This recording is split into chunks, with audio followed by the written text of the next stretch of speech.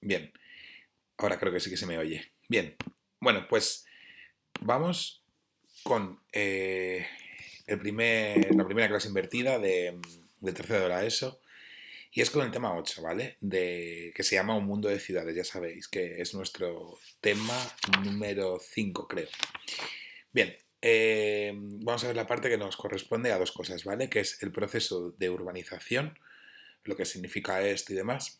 Y luego la práctica de este tema, que es el comentario de plan urbano, que como sabéis que, bueno, entra en el examen y que tenéis que guardar en la carpeta de prácticas, en el folder.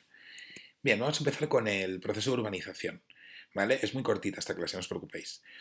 Bien, la primera pregunta es que ¿cuánta gente vive en las ciudades, no? A ver, sabemos que es bastante, ¿no? Porque, por ejemplo, en Madrid hay más población en las ciudades que en los pueblos, ¿no?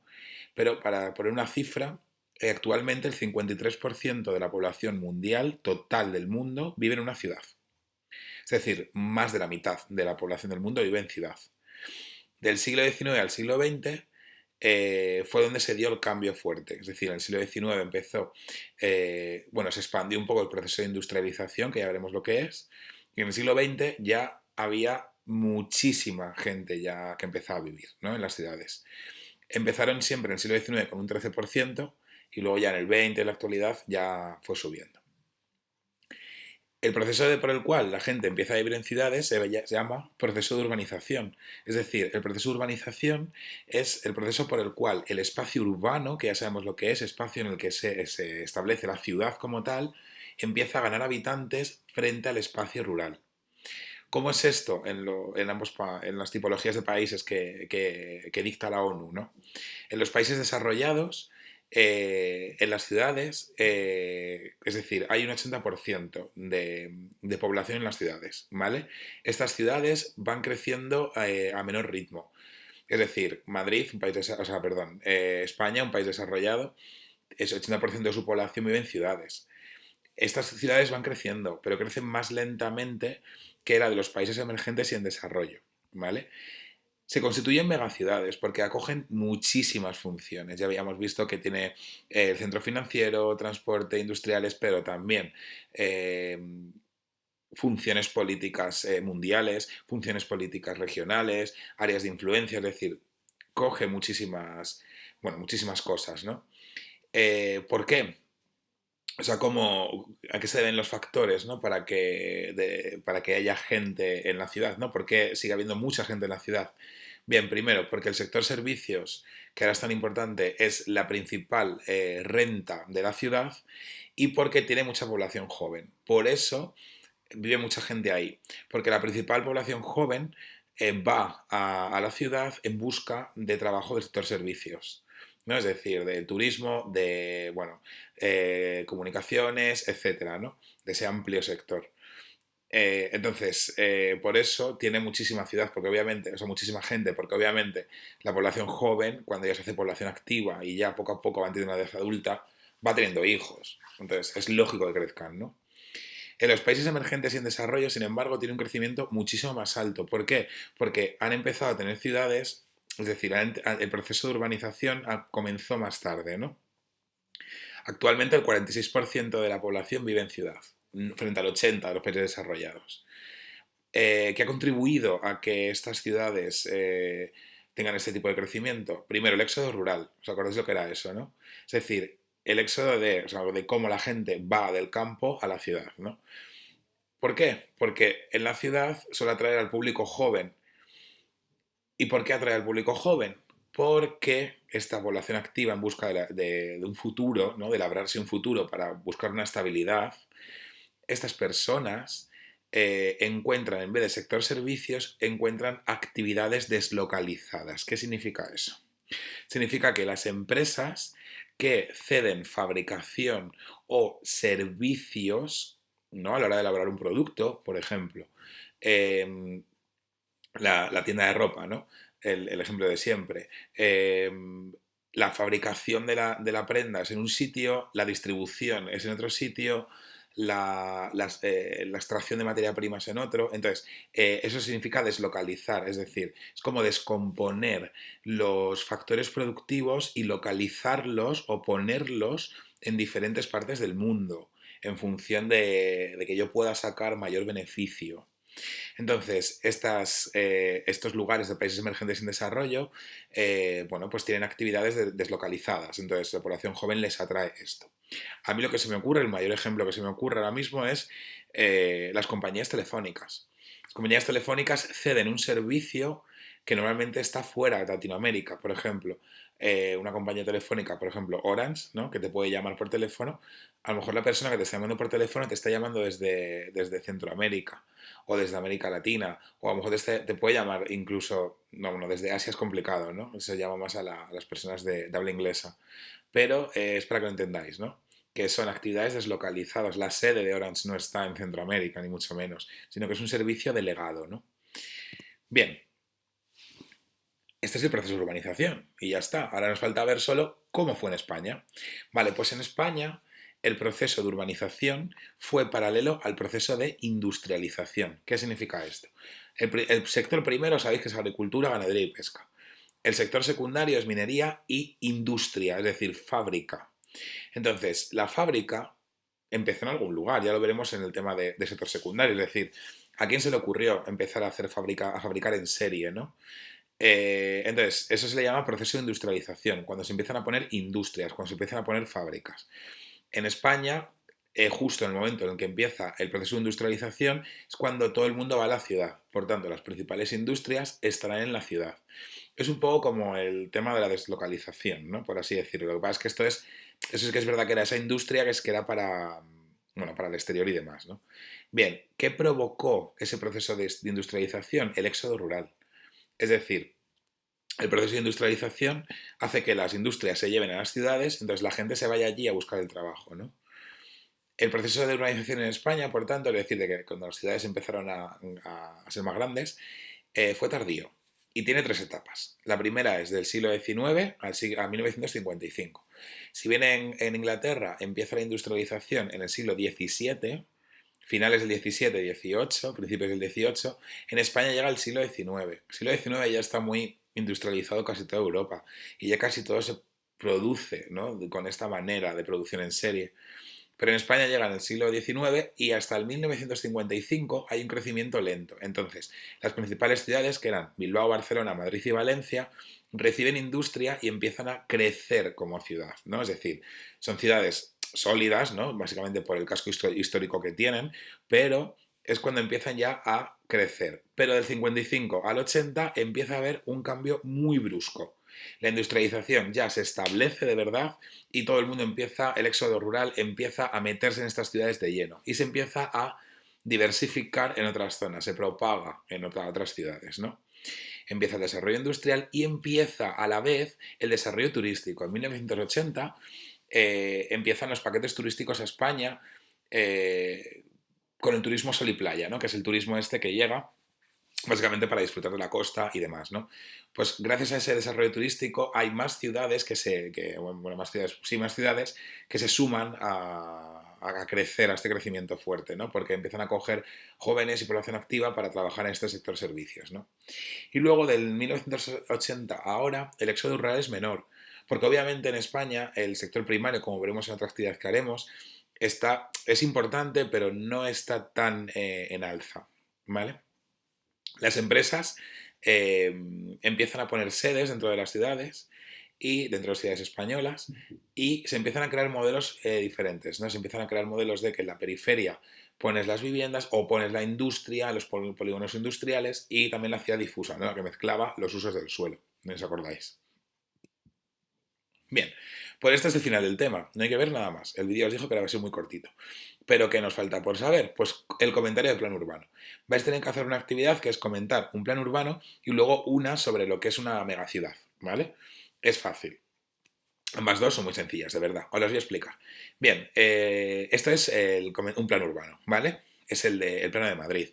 En este plan urbano tenemos que comentar dos cosas solo. Uno, la estructura del espacio urbano, es decir, cómo está estructurado el espacio, que normalmente está en la leyenda, y luego los usos del espacio urbano. ¿Qué uso se le da a cada parte con el conocimiento que nosotros tenemos, ¿no? Vale, vamos con el primer... Solo hay que hacer esto, ¿eh? Vamos a ver el primer paso. Estructura del espacio urbano. Vale, pues en la estructura del espacio urbano, bueno, lo que primero que podemos decir es el tipo de plano, es decir, tenemos tres zonas, una zona roja, una zona naranja y una zona morada, ¿no? Vamos a llamarlo. Entonces, vamos a nombrar las áreas generales. Aquí tenemos la zona centro, que le vamos a llamar el casco histórico, la amarilla, como pone en lo naranja, es un ensanche y la azul sería la periferia. Las zonas verdes son zonas verdes de verdad, es decir, son zonas en las que hay naturaleza, por así decirlo. ¿Qué tipo de plano tiene cada una? Vale, pues el centro histórico tiene un plano irregular, porque ya vimos que al ser un centro desde la época medieval, las calles son muy cerradas, son muy regulares y no muestra una planificación o una ordenación del territorio bastante clara. Es decir, sí que es verdad que en el siglo XVI, XVII, ya sabéis que se empezaron a crear las plazas, empezaron a preocuparse un poco por la ordenación de los usos del suelo, pero no es como Estados Unidos, como el ejemplo que decíamos, que se ordenan en cuadrados, en manzanas, ¿no? En cuadras, como decían en Cuba.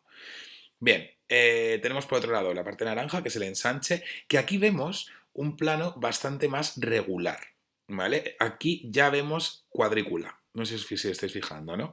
Aquí ya empieza a ver cuadrícula y vemos que esto tiene una planificación del suelo ya que ya está pensada. Y luego, el plano de la periferia es un poquillo irregular, más o menos, es decir, podemos poner regular o irregular, da un poco igual, pero la estructura de toda la ciudad, o sea, es decir, de la periferia en Sanchi Centro, es radiocéntrica o concéntrica. Son círculos concéntricos. Es decir, no es una ciudad difusa. Si no os acordáis de estos términos, repasároslo. Porque de verdad, solo había dos modelos. O el normal, que es el de los circulitos, no os acordáis, que es este y este, o el otro que era el difuso, el de pues ahora pongo un poco de periferia aquí, ahora aquí pongo centro, ahora aquí. ¿Me entendéis? Vale. Bien, ya hemos analizado la estructura del espacio urbano. Solo faltaría decir que la zona centro es esta parte, la zona de periferia sería Chamberí, Parque de Salamanca, Retiro, Arganzuela, Latina, Delicias, Argüelles, etcétera. Y la parte de la periferia sería Carabanchel, Vallecas, etcétera. Aunque Vallecas tiene un ensanche, como ya sabéis, pero es el ensanche de la propia periferia. ¿Vale? Matizo. Bien, y para acabar, la segunda parte del comentario, el uso del espacio urbano. Muy fácil.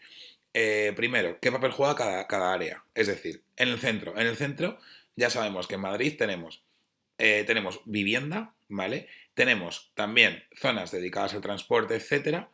Es decir, tenemos la principal red de metro y todo lo demás. Tenemos el casco antiguo, pero que tenemos que reúne también zonas comerciales y que reúne sobre todo el centro financiero. El centro financiero se encuentra también en la parte del centro de Madrid, ¿no? Y también reúne bastante turismo. Estos son los principales servicios. También tenemos la parte más cultural de esta parte, ¿no? Vale, en la parte del ensanche, que es la parte amarilla, también encontramos zonas comerciales, encontramos también pequeños centros financieros, por Moncloa, Argüelles y, bueno, por la parte de Chamberí también y el barrio de Salamanca, zona comercial del barrio de Salamanca sobre todo, y también pero no encontramos, por ejemplo, zonas muy culturales, ¿no? Es decir, no encontramos museos y demás, solo tenemos el Parque del Retiro, que estaría aquí, que es una zona pues, cultural. Y en la periferia sí que encontramos ya varios residenciales. Tenemos obviamente zonas comerciales porque hay tiendas y demás, pero por ejemplo en Carabanchel Bajo encontramos sobre todo viviendas. Viviendas que están planificadas, os voy adelantando más o menos años 40, años 50, años 60, ¿vale? Que los edificios son casi todos iguales. Si os fijáis, los edificios de Carabanchel Bajo o de Vallecas se parecen a los de la película de Manolito Gafotas, es decir, es la típica estampa que tienes en la cabeza, que también recuerda a Benidorm, ¿no? Pues es un poco esa arquitectura, ¿no? De esa etapa. Bien, ¿qué comunicación tiene entre áreas? Bueno, pues principalmente radiocéntrica, es decir, todo esto se va a dirigir al centro. El centro es la parte más relevante, porque es donde reúne bastante economía. Y todas las viviendas, es decir, estas personas, un gran porcentaje trabajará en el centro o trabajará en esta parte de la zona del ensanche. Bien, necesitan una buena red de metro y red de comunicaciones, que aquí en este caso lo tiene, autobuses y metro tiene por todas partes. Y luego soluciones urbanísticas. Es decir, esta parte ya sería qué se os ocurra a vosotros que como una solución para esta parte, ¿no? O sea, qué necesidades existen y demás, una parte más creativa. Nada, con tres ideas vale. En este caso, una solución urbanística sí que, bueno, pues podía ser mejorar las comunicaciones entre la periferia y entre el centro de la ciudad o favorecer el uso las viviendas, la vivienda joven en el centro para que tengan más cercanas el área comercial y puedan prosperar más en su trabajo, etcétera. o bueno, ese tipo de cosas, ¿no? ¿Qué soluciones urbanísticas se os ocurren también? La integración de, en estas partes, diversificación de la parte financiera para crear una ciudad difusa y que se mezcle lo natural, que se mezcle la periferia, que se mezcle el ensanche, que se mezcle un uso comercial, que se mete una parte histórica, etcétera. ¿Vale? Y luego el centro, una solución urbanística también podría ser hacerlo más peatonal para que todo el turismo que acoge, que fuera más sencillo para la gente, bueno, pues consumir turismo en Madrid, ¿no? Bien, ahora os tocaría a vosotros, ¿vale? En el tema 8, apartado saber hacer, tenéis que analizar el espacio urbano a partir de un plano, que es el plano de Barcelona, ¿vale? Y también hacer la actividad del tema 8 de la competencia social y las metéis en la funda de actividades. Ambas sería la primera práctica, ¿vale? Vamos a verlas un momento, están aquí.